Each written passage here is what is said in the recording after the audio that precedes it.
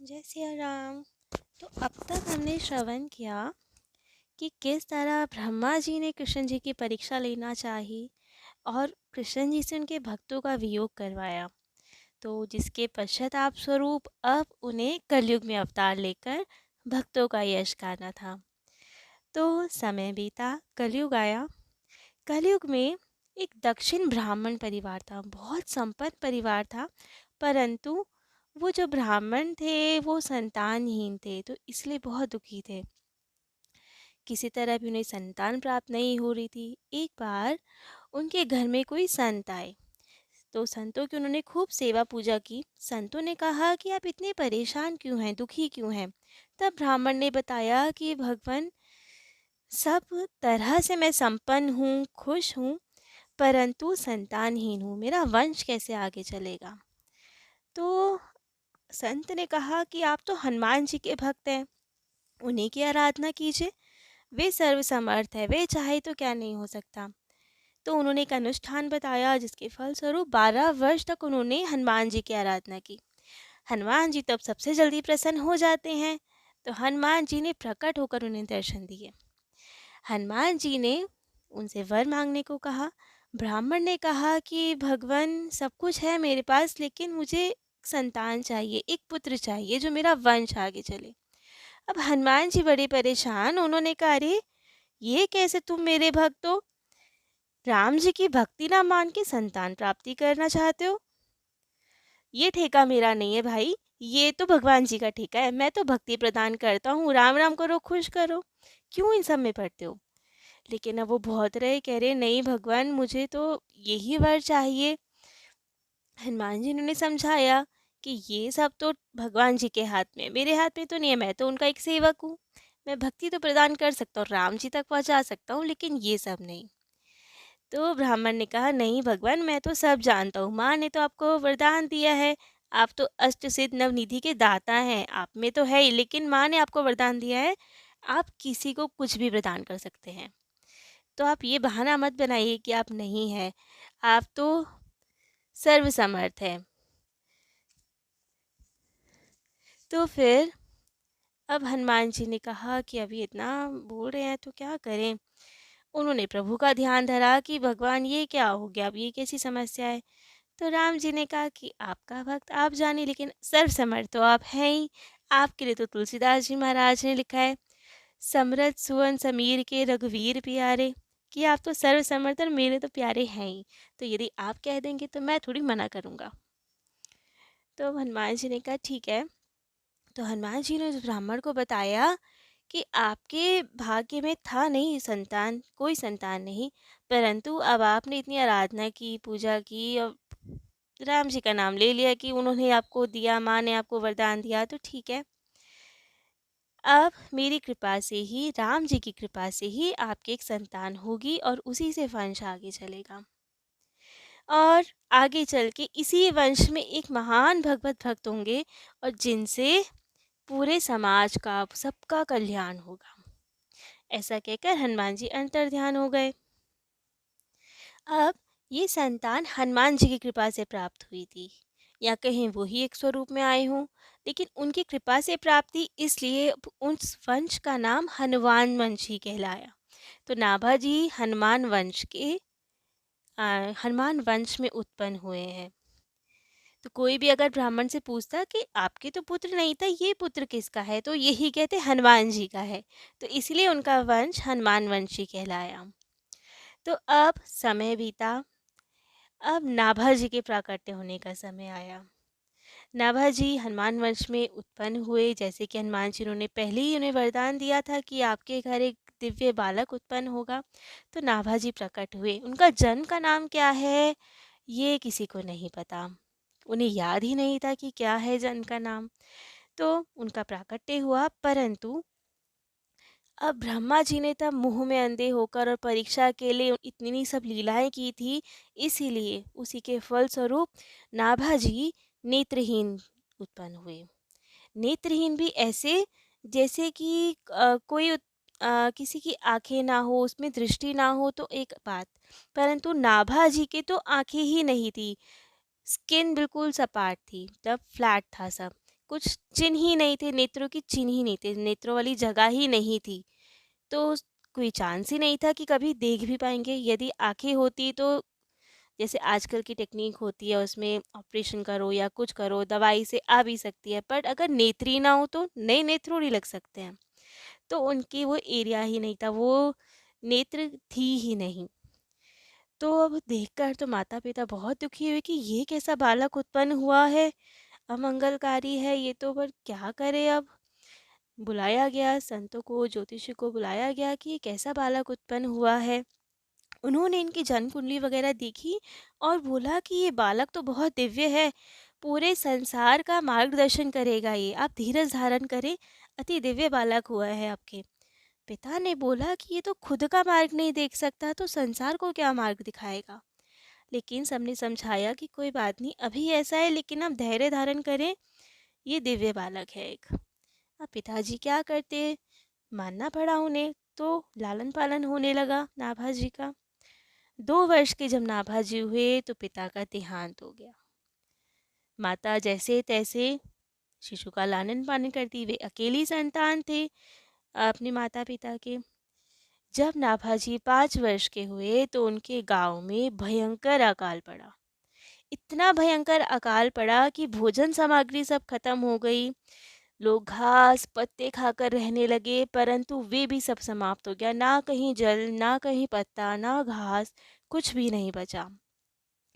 तब धीरे धीरे सब गांव के लोग गांव छोड़ के जाने लगे, ऐसी जगह जहाँ पे कुछ कोई दया करके कुछ मिल जाए, फूल फल कुछ तो मिले, सब जाने लगे। अब माता ने सोचा नाभा दास जी की कि अब यहाँ नहीं रह सकते, अब हमको भी जाना ही पड़ेगा। उठाया बालक को और चल दी। जंगल के रास्ते से होकर जा रही थी, परंतु इतने ही भूख प्यास से व्याकुल हुई, ज़्यादा देर नाभा जी को गोद में नहीं उठा पाई। तो अब वो नेत्रहीन थे, कितनी देर उन्हें उठा के चलती। तो सोचा कि भूख प्यास से सब व्याकुल हैं, तो इन्हें यहीं बिठाया जाए। तो एक पेड़ के नीचे नाभा जी को बिठा दिया और कहा, पुत्र तुम यहीं बैठना, कहीं मत जाना, मैं थोड़ी दूर जाकर देखूं कहीं जल या कोई फल आदि कुछ मिल जाए तो मैं लेकर आती हूँ, क्योंकि मैं तुम्हें उठाकर अब और नहीं चल पा रही हूँ, क्योंकि माता भी भूख प्यास से व्याकुल थी। तो नाभा जी को वहीं बिठाया और चल दी उनके लिए भोजन जल आदि कुछ भी जो मिल जाए वो ढूंढने। अब माता बहुत दूर निकल गई, कहीं कुछ नहीं मिला, तो बहुत व्याकुल हुई, भूख प्यास से अत्यंत परेशान हुई। अब उनसे और चला नहीं गया, वहीं बैठ गई और इतनी प्यास और इतनी भूख से व्याकुल हुई कि अब उन्हें लगा अब उनका प्राणांत होने वाला है, अब और वो नहीं जीवित रह पाएंगी। तब उन्होंने नारायण को पुकारा। उन्होंने कहा, अपने अपने घरन की सब काहू को पीर, तुम्हें पीर सब घरन की, धन्य धन्य रघुवीर।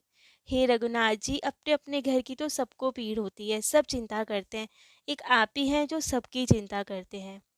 उन्होंने कहा, प्रभु मैं तो इस बालक को केवल जन्म देने वाली माता हूँ, लेकिन असली माता पिता तो सबके आप ही हैं, अब आप ही उनकी सार संभाल करें, मेरे को नहीं लगता मैं जीवित रह पाऊंगी। तो अब उस बालक को मैं आपके भरोसे छोड़ के जा रही हूँ, आप सार संभाल कीजिएगा। और इतना कह के उन्होंने अपना देह त्याग किया। उधर नाभा जी परेशान कि माँ नहीं आई अभी तक। वे बहुत व्याकुल रो रहे थे, अकेले जंगल में पशु पक्षी की भी आवाज़ आ रही थी, खूब रो रहे थे, आवाज़ लगा रहे थे माँ को कि माँ आप कहाँ हैं। माँ भोजन पानी नहीं मिला तो कोई बात नहीं, आप छोड़ दीजिए, बस आप आ जाइए, भोजन आदि कुछ नहीं चाहिए, बस आप आ जाइए। लेकिन कहीं से माँ की ना आवाज़ आ रही, ना पदचाप की आवाज़ आ रही, कुछ भी नहीं आ रहा। अब वो उठे, इधर उधर टटोलने लगे, बट नेत्र थे नहीं, कभी इधर टकराते कभी उधर टकराते, बहुत दुखी थे कि क्या करें। परंतु अब है तो वो ब्रह्मा जी के अवतार, तो ज्ञान चक्षु तो उनके खुले हुए थे। तो उन्हें याद आया कि जब नर का भरोसा ना रहे तो नारायण को याद करना चाहिए। तब उन्होंने नारायण को पुकारा, खूब नारायण नाम स्मरण किया, राम जी का स्मरण किया और कहा, प्रभु अब आप बचाएं, बस मैं आपके भरोसे हूँ। जंगल में और कोई नहीं है, केवल आप हैं। तो बस बैठ गए भगवत स्मरण में।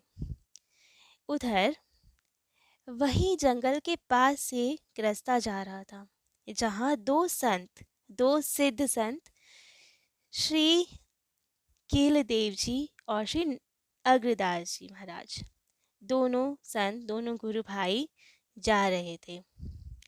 रास्ते में दो मार्ग पड़े, एक था जंगल की ओर का रास्ता और एक था राजपथ। दोनों ने विचार किया कि कौन से रास्ते से जाया जाए। वे दोनों रामानंद संप्रदाय के थे, गलता पीठ के महाराज जी थे। गलता पीठ गालव मुनि जो है उनका तपस्थान है, तपस्थली है, और कृष्णदास जी पेहारी जी की तपस्थली है, और उनके वो शिष्य थे दोनों, दोनों सिद्ध संत। तो दोनों ने विचार किया कि कौन से रास्ते से जाया जाए। तो कीलदेव जी बड़े गुरु भाई थे, उन्होंने कहा राजमार्ग से चलते हैं, क्योंकि अंधेरा होने वाला है, जंगल में पशु पक्षी होंगे, खतरा रहेगा, तो ये रास्ता ठीक रहेगा राजमार्ग से। तो अग्रदास जी ने कहा ठीक है भैया, जैसा आप उचित समझे। दोनों जाने लगे। राजपथ से थोड़ा ही आगे बढ़े थे, इतने में आकाशवाणी हुई कि हे संतो, आप राजमार्ग से ना जाए, जंगल के रास्ते से जाए, क्योंकि वहां पे एक आपको अमूल्य रत्न मिलने वाला है, जिससे संसार का खूब कल्याण होगा। इतना कह के ही आकाशवाणी शांत हो गई। दोनों ने देखा और समझ गए कि ये आकाशवाणी हुई है, भगवान जी हमें कोई इशारा देना चाह रहे हैं। क्यों- क्योंकि वे सिद्ध संत थे, तो वे जान गए कि आकाशवाणी ही हुई है और ये भगवत संकेत है। तो दोनों मुड़े और जंगल के रास्ते से जाने लगे। जंगल के रास्ते से जाते हुए उन्हें आवाज़ आई भगवंत स्मरण की। तो उन्होंने देखा कि कौन बालक की सी आवाज़ है और कौन नारायण को पुकार रहा है। केवल नारायण नारायण नारायण, और खूब आर्त स्वर में पुकार रहा है। तो जाके देखा जिस ओर से आवाज़ आ रही थी, तो देखा एक छोटा सा बालक नेत्रहीन इधर उधर टकरा रहा है और नारायण को पुकार रहा है। तो उन्होंने बोला, वत्स तुम कौन हो? अब तो वत्स सुना, जंगल में नारायण को पुकारते ही किसी ने मुझे वत्स बेटा कह के बुलाया, माँ के जैसे। अभी बड़े प्रसन्न हुए कि भगवान जी ने बात सुन ली, और जिस ओर से आवाज आई वहां की ओर दौड़े। कील देव जी ने अब नाभा जी से 3 प्रश्न पूछे। तुम कौन हो? तुम कहाँ से आए हो? और तुम्हारा यहाँ रक्षक कौन है? अब नाभा दास जी तो ब्रह्मा जी के अंश अवतार, नेत्रहीन होने पर भी उनके अंतरचक्षु तो खुले हुए थे। तो उन्होंने उत्तर दिए। सबसे पहला, तुम कौन हो? उसका उत्तर उन्होंने दिया कि आत्मा तो अनाम है और ये शरीर 5 भूतों का बना हुआ है। अब मैं इसमें से कैसे बताऊं कि मैं कौन हूँ, आत्मा हूँ कि शरीर हूँ? फिर प्रश्न था, कहाँ से आए हो? उन्होंने कहा, जीव का कोई निश्चित स्थान नहीं होता, जहाँ उसके कर्म ले जाते हैं वहीं से वो आता है, वहीं वो जाता है। तो वही मैं अपने कर्मों को भोगता हुआ यहाँ आया हूँ। और तीसरा प्रश्न था, तुम्हारा यहाँ रक्षक कौन है? तो उन्होंने कहा, जिनके रक्षक सब है वही मेरे रक्षक है। एक नारायण ही सबकी रक्षा करते हैं, वो रघुनाथ, वो जगन्नाथ, वही मेरे नाथ है, वही मेरी रक्षा कर रहे हैं। अग्रदास जी और कील देवी दोनों को सुन के बहुत अचंभा हुआ कि छोटा सा बालक की कैसे उत्तर दे रहा है, ऐसे तो कोई बड़े सिद्ध संत उत्तर देते हैं। तो कील देव जी ने कहा कि बेटा, मैं तुम्हारे इस शरीर का परिचय पूछ रहा हूँ कि तुम छोटे बालक को, भगवान जी ने सब बालकों के साथ या सबके साथ किसी को तो नियुक्त किया है ना रक्षा के लिए। तो इस वक्त इस शरीर की रक्षा करने के लिए कौन है तुम्हारे साथ? तब उन्होंने सारा अपना लौकिक परिचय दिया कि किस तरह से अकाल पड़ा, माँ के साथ थे और माँ अब तक आई नहीं। अब वे सिद्ध संत कील देव जी ने ध्यान लगा के देखा, तो उन्हें पता चल गया कि क्या सब स्थिति हुई और माँ अब नहीं रही। तब उन्होंने बताया कि आपकी माता तो नहीं रही। वे बड़े दुखी हुए कि अब मैं क्या करूं। तब अग्रदास जी ने बताया, कीले देव जी से कहा कि भैया, हो ना हो ये वही बालक है, ये वही रत्न है जिसके लिए आकाशवाणी हुई है। आप इन पे कृपा कीजिए और इन्हें चक्षु प्रदान कीजिए, जिससे ये रत्न और उज्जवल हो सके। तो कील देव जी इतने सिद्ध संत थे, उन्होंने अपने कमंडल का जल लिया और नाभादास जी के नेत्रों के स्थान पर वो जल छिड़का। जल छिड़कते ही उनके नेत्र प्रकट हो गए और वे देखने लगे। अब इनका भाग्य खोलते ही नहीं, सबसे पहले संतों के दर्शन हुए। वे बड़े प्रसन्न हुए, उनके चरणों में प्रणाम किया और कहा, अब मैं आपका ही हूँ, माता मेरी रही नहीं, आप ही हैं मेरे जो है। अब जैसा आप उचित समझे वैसा वैसा ही कीजिए, मुझे अपनी शरण में रखिए। तब अग्रदास जी को उन पे बहुत दया आई। उन्होंने अपने बड़े गुरु भाई से कहा कि कृपा कर महाराज इन्हें दीक्षा प्रदान कीजिए। तो कीलदेव जी ने उस बालक से पूछा कि बेटा, आप यहाँ कैसे रहेंगे, आप हमारे साथ चलेंगे? तो बालक ने कहा, प्रभु मैं बस आप ही के हूँ, अब आप जहाँ कहेंगे मैं वहाँ चलूँगा। अग्रदास जी ने बताया कि हम गलता पीठ में रहते हैं, वहाँ सब संत होते हैं, हम संत हैं, वहीं सबके साथ रहते हैं, उस पीठ में खूब संतों की सेवा होती है। तो वे उनके ने कहा कि हाँ जी महाराज, जहाँ आप ले चलेंगे मैं वहीं चलूँगा। अग्रदास जी ने कीलदेव जी से कहा कि आप इन्हें दीक्षा दीजिए, परंतु कीलदेव जी ने कहा, मैं अधिकतर समाधि में रहता हूँ।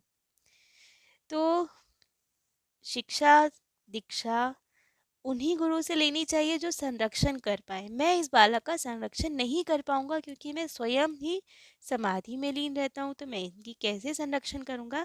तो आप इन्हें दीक्षा दीजिए। तब अग्रदास जी महाराज और कीलदेव जी उन्हें अपने गलता पीठ लेकर आए और उन्हें खूब प्रेम से दीक्षा के लिए तैयार किया और उन्हें पंच संस्कार किया, उन्हें कंठी तिलक आदि प्रदान किए और उनका नाम नारायण दास रखा। नारायण दास क्यों? क्योंकि जब वे इन्हें मिले थे तो नारायण को ही पुकार रहे थे, इसलिए अग्रदास जी ने इनका नाम नारायण दास रखा। अब इनका नाम नाभा जी, श्री नाभा गोस्वामी कैसे पड़ा, ये कथा अगली बार श्रवण करेंगे। आज के लिए इतना ही। जय जय श्री सीताराम।